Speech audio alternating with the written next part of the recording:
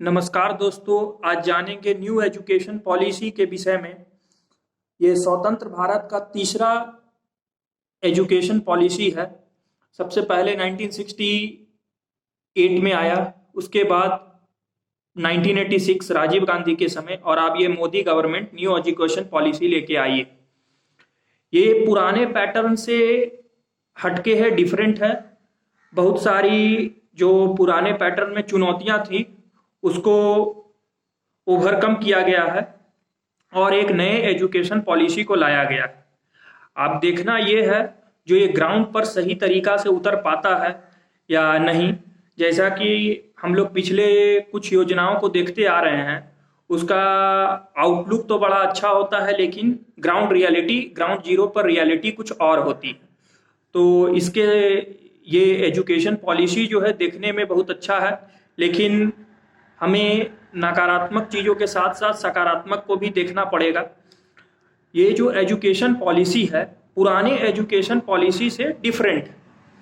पहले हम लोग के एजुकेशन पॉलिसी जो था उसमें 10 और +2 का सिस्टम था। अब इसको चेंज किया गया है, 5+3+3+4 सिस्टम को लाया गया।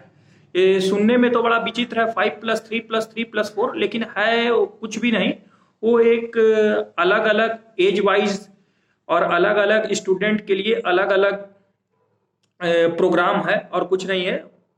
सबसे पहला स्टेज है फाउंडेशन कोर्स बोला गया, उसको नाम दिया गया। फाउंडेशन कोर्स है स्टार्टिंग चिल्ड्रन के लिए, अर्ली एजेस के लिए, जिसमें कि जो हम लोग आंगनबाड़ी में शिक्षा देते थे उसको और क्लास 1 और 2 को जोड़ दिया गया। फाउंडेशन कोर्स उसको नाम दिया गया। फाउंडेशन कोर्स में बच्चों को बेसिक चीजें सिखाई जाएगी, अक्षर का ज्ञान, लैंग्वेज का ज्ञान, उसको बोलना आ जाए, उसको पढ़ना आ जाए। 1-2 क्लास में थोड़ा राइम पोयम उस टाइप का व्यवस्था, जिससे कि लैंग्वेज पे पकड़ बने। उसके बाद फाउंडेशन कोर्स पार करने के बाद बारी आता है, उसको नाम दिया गया है प्रिपरेटरी कोर्स, जो कि 5+3 3 ईयर कोर्स प्रोग्राम।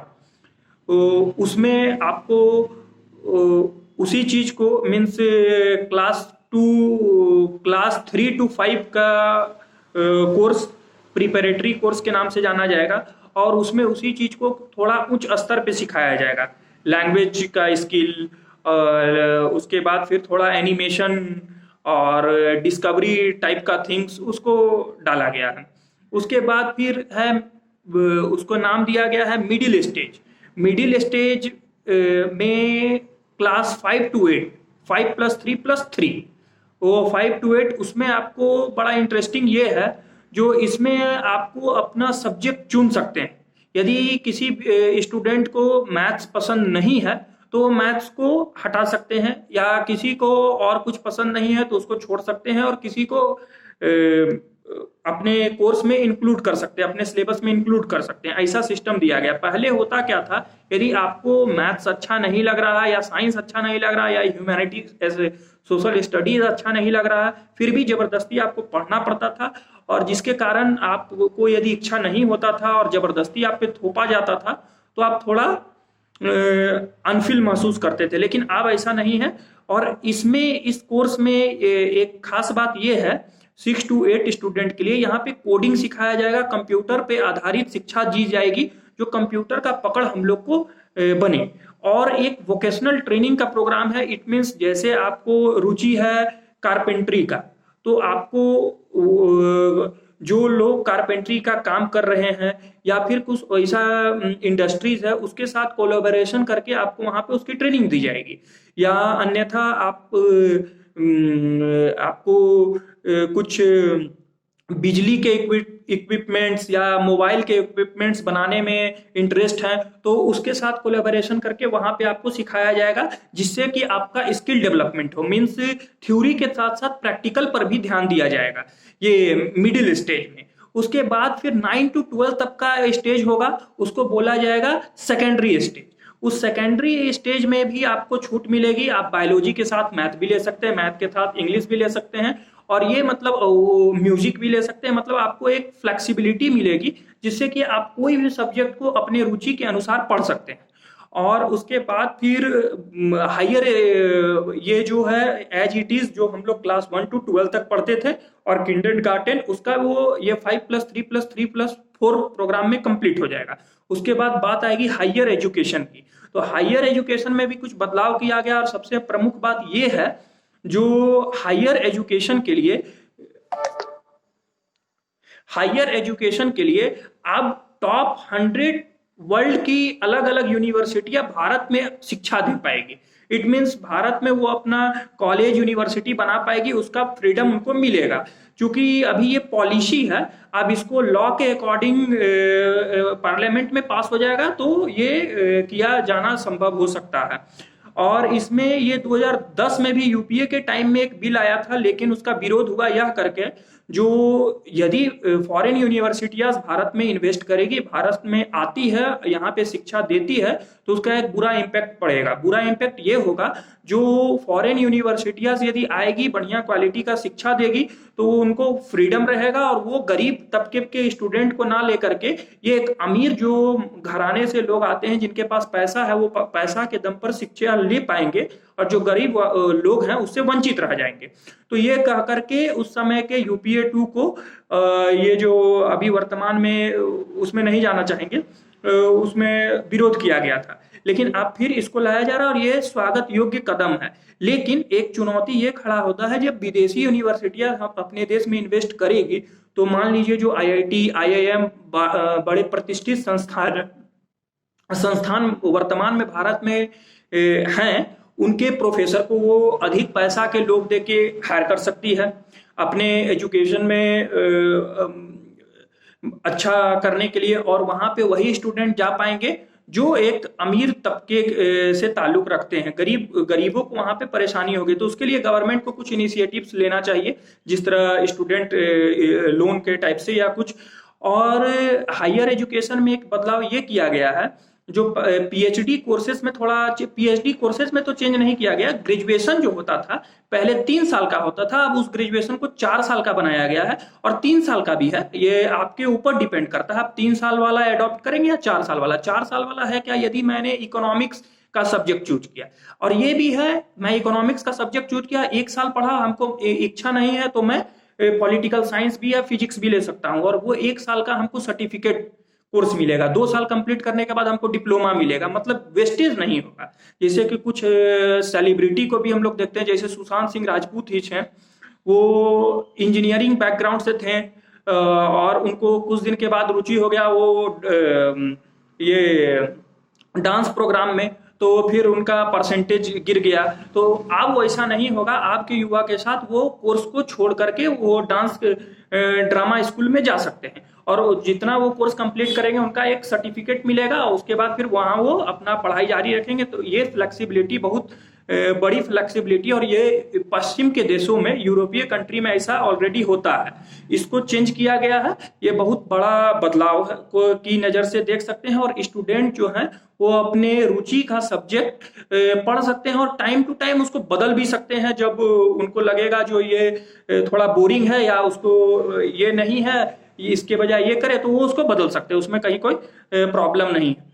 और थोड़ा बदलाव किया गया है के कस्तूरीरंगन रिपोर्ट के मुताबिक AICTE all India council of technical education और यूजीसी को मर्ज करके एक HECI नाम का education higher education commission of India का गठन किया गया, जो दोनों के स्थान पर एक होगा और पूरे यूनिवर्सिटीज का मॉनिटरिंग करे। ये है। और आगे बात ये है, जो पहले हम 3 साल का ग्रेजुएशन करते थे, आप ग्रेजुएशन 3 साल का ही है और 1 साल एडिशनल है, 4 साल का भी है। यदि मान लीजिए मैं इकोनॉमिक्स ऑनर्स लिया और इकोनॉमिक्स में कोई खास पर्टिकुलर टॉपिक में मेरा इंटरेस्ट जग गया, तो वो 1 साल का मैं उसमें रिसर्च कर पाऊंगा, और वो जो 1 साल का रिसर्च करूंगा उसके बाद यदि हम आगे का पढ़ाई जारी रखना चाहते हैं तो मास्टर मेरा 1 साल का ही होगा, वो 2 साल का नहीं होगा। और मास्टर के बाद एमफिल ना करके हमको डायरेक्ट पीएचडी में दाखिला मिल जाएगा, जिससे कि हमको समय का कुछ बचत हो और एक लंबा ड्यूरेशन हमको ना जाना पड़े, ये एक बेनिफिट मिलेगा। लेकिन आप देखना ये है, ये एजुकेशन पॉलिसी तो बहुत ही अच्छा है, और कागज पे अच्छा लग रहा है, लेकिन ग्राउंड पे ये उतर पाता है कि नहीं, जहाँ पे हमारे गांव के छात्र और गांव के युवा और गांव का जो स्कूलिंग सिस्टम है, आपको पता ही है, सब रूबरू ही हैं। जो वहाँ पे कितना चैलेंजेज है, वहाँ पे सही से टीचर नहीं है किसी स्कूल में, किसी स्कूल में टीचर है, किसी स्कूल में टीचर नहीं है, किसी स्कूल में बेंच नहीं है, किसी स्कूल में इंफ्रास्ट्रक्चर नहीं है। ये फाउंडेशन, ये जो बेसिक, जहाँ से प्राइमरी स्कूल का शुरुआत होता है, वहाँ पे समस्या बहुत गंभीर है। और सबसे बड़ा चैलेंज ये है हमारे पास, जो उसको सुधारने की जरूरत है। और सबसे बड़ा मेजर चैलेंज ये है, आज के दौर में पढ़े लिखे युवा जो अपने आप को जो मेरिटोरियस हैं, वो शिक्षा से जुड़ना नहीं चाहते। उसका और शिक्षा और शिक्षा में जो जा रहे हैं वो मजबूरी बस जा रहे हैं। जब उनको कहीं कुछ कोई उपाय नहीं मिला तो वो उस लाइन को अडॉप्ट कर लेते हैं, और उस लाइन को अडॉप्ट करने के बाद वो अपना जीवन एक तरह से बोरिंग फील करते हैं, वो खुश नहीं महसूस करते हैं उस लाइन से। इसीलिए इस लाइन में आप मीन्स प्राइमरी शिक्षक, सेकेंडरी शिक्षक, वो जाना नहीं चाह रहे हैं, जा रहे हैं तो मजबूरी बस। तो उसको एक इंटरेस्टेड बनाने का कोई पॉलिसी आए, और वहाँ पे टीचर को कुछ ये दिया जाए, मीन्स उनके काम को देखते हुए उनको कोई प्रमोशन का स्कोप हो। क्योंकि वो जाते हैं एक प्राइमरी स्कूल में शिक्षक बन के, और वहीं से उनको लगता है अब यहीं से रिटायरमेंट होना पड़ेगा, तो उनमें एक्साइटमेंट बिल्कुल ही नहीं रह जाता है। और शिक्षक का जो भर्ती हो रहा है उसको सुधारने का सबसे पहला जरूरी है एक इंडिपेंडेंट बॉडी, कुछ ऐसा गठन हो जो कि क्वालिटी एजुकेशन देने वाला शिक्षक को लाए, और उसको सही इंसेंटिव सैलरी मिले टाइम टू टाइम, जिससे कि वो बढ़िया प्रदर्शन कर पाए। ये एक बहुत बड़ा चैलेंजेज है। और दूसरा चैलेंज हम लोग को देखने में आ रहा है, जो शिक्षा गांव के स्तर पे और आंगनबाड़ी के स्तर पे और ब्लॉक के स्तर पे वो ना सही शिक्षक हैं, और ना ही एक बढ़िया पेरेंट्स जो थोड़ा शिक्षा के प्रति जागरूक है अपने बच्चे को वहां डालना चाहते हैं। मजबूरी बस वही बच जाते हैं उस स्कूल में, जो गवर्नमेंट स्कूल है, जिनके पास कोई चारा नहीं रह जाता। तो इसके लिए गवर्नमेंट एक पॉलिसी लाए जहाँ पे MP MLA, गवर्नमेंट सर्वेंट और बड़े बड़े इंडस्ट्रियलिस्ट के बच्चे एक एक सरकारी स्कूल में जाएं। और तो इससे क्या होगा, एक सुधार होने की आवश्यकता है। और जो गरीब तबका से लोग आते हैं उनको, उनमें भी एक ऊर्जा आएगी। जो MP का बेटा उस स्कूल में जा रहा है तो मेरा भी बेटा जा सकता है, और वो थोड़ा अपने आप को ऊर्जावान्वित महसूस करेंगे। ठीक है, धन्यवाद दोस्तों। मैं आपको बताने का कोशिश किया न्यू एजुकेशन पॉलिसी के बारे में, और क्योंकि वीडियो ज़्यादा लंबा ना हो जाए इसीलिए मैं अब एंड करता हूँ। धन्यवाद, नमस्कार।